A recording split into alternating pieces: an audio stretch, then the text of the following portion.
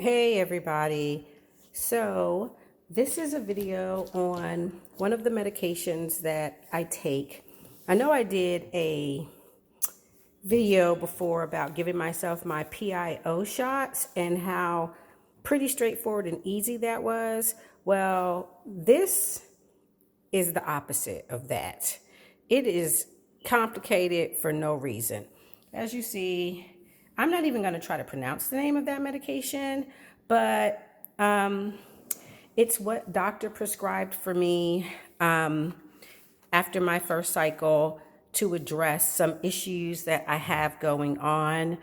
And the bigger thing is how to use this contraption. I finally figured it out.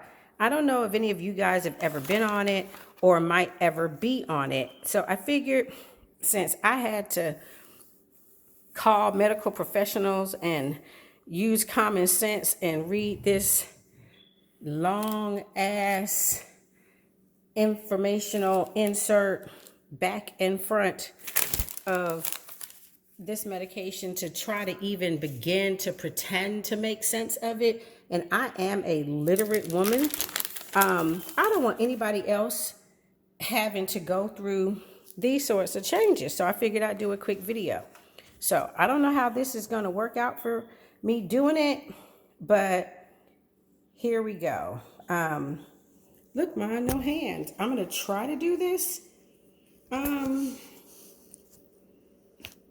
don't know if this is going to work. You can tell I'm a YouTube professional, right? Okay, so I think I've jerry-rigged something close to workable so that you guys can kind of get an idea of what's going on here. So this is the triptorelin acetate injection 3.75 depot shot. Not like Depo-Provera, which a lot of people are familiar with the birth control, but something totally different. I'm not even going to go into all of that with y'all right now. But the most important part is the actual shot. And they try to do too much. Instead of having just a respule with some powder and some liquid, you got all of this going on.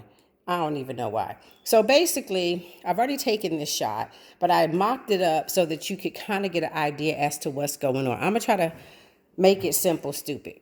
So basically, in this kit, you've got 2 syringes, one with a liquid. If you can see that, I just filled it back up with water because I've already used that. And one with a powder.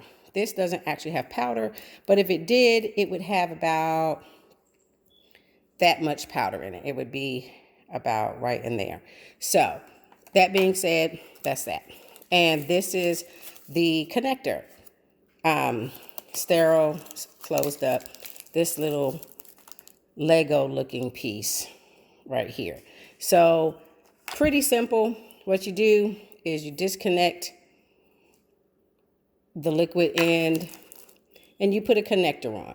You screw it on. Doesn't matter which end goes in which. And then you put the powder syringe on. So you do the same thing. You unscrew the little nozzle. You put it on with the connector.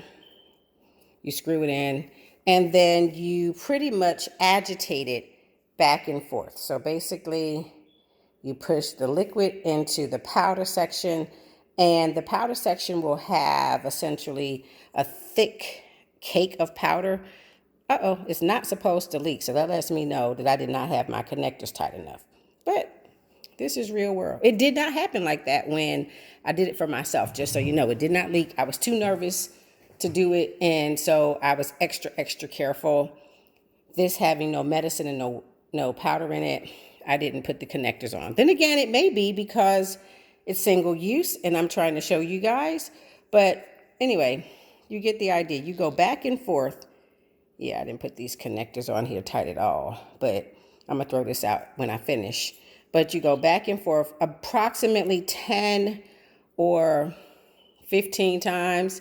Now I'm losing a lot of liquid because the connectors obviously aren't meant to be used more than once, or I don't have them on securely, but you get the idea.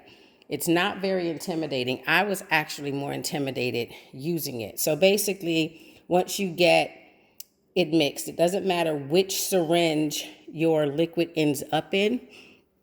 You put your needle on it. Now, the kit comes with sterilized, pre-wrapped needles.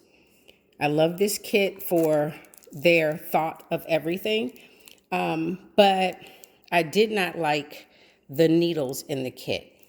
For me, I was not comfortable with the size of these needles. I couldn't even see this one. And for me, if I can't see it, I don't trust it. Real simple. And I've never used it before. So all that to say, I had some other disposable needles from my PIO shots that I didn't have to use. So knowing that all things being equal in the medical field, most needles are interchangeable on syringes. So I just found a needle that I was, one, familiar with, two, comfortable with, and had used before, and put it onto the adapter end. And after that, it's pretty much business as usual, like any other PIO shot. You are going to have in this container, it's going to be a white milky kind of substance. And as you can see, there are lots of bubbles, even with it just being air in there. But it's white and milky, and they're like a million times more bubbles. They say not to worry about the bubbles, but I know air in your body cavity don't always go hand in hand. They don't get along so well. So what I do is I just tapped on it. As usual, I played with the syringe and the plunger a little bit until I got the bubbles to where I was comfortable with them not killing me when I injected them into my skin.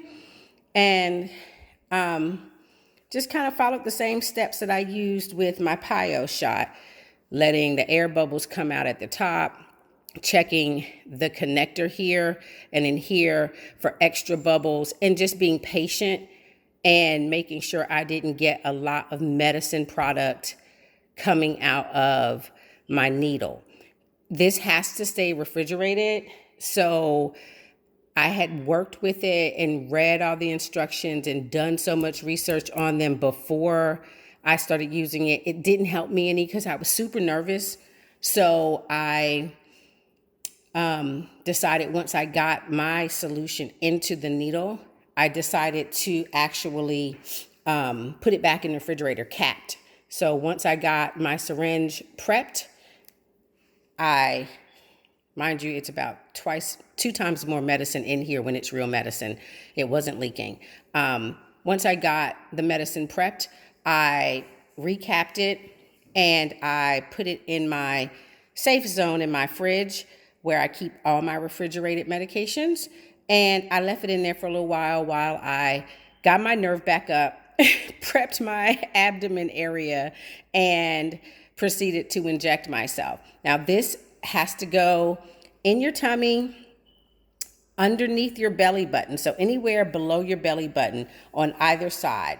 The suggestion was from a friend of mine that you go into the skin, not directly, definitely not directly, but you pinch the skin and you go in at a 45 or 90 degree angle for less bruising.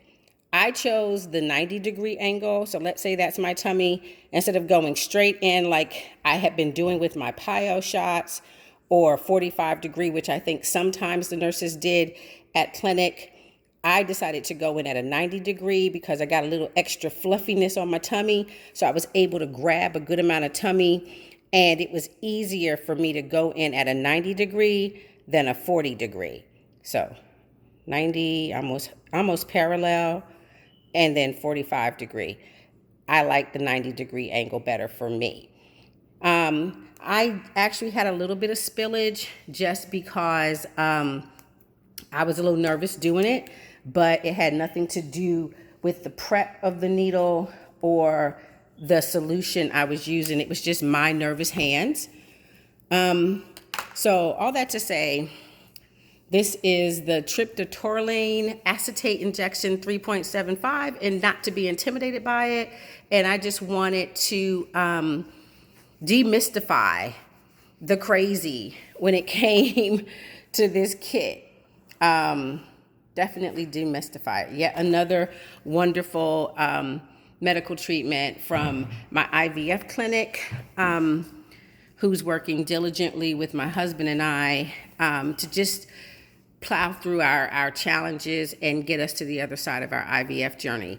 And so I had never heard of this, but of course, doing my due diligence, looking at its uses, I can't, again, be more satisfied and optimistic and happy that I chose the doctors I chose for the reasons I chose him. And I just love the fact that he's comprehensive and leaving no stone unturned with our treatment. And this is the, I called it the Terminator of needles because it looked like a futuristic exercise in sci-fi for me. But I just wanted to demystify it now that I got a handle on it. And I hope it helps you guys. Okay, well, from my heart to yours, demystify the medicine. Take care of yourselves. Love you. Love me. Bye.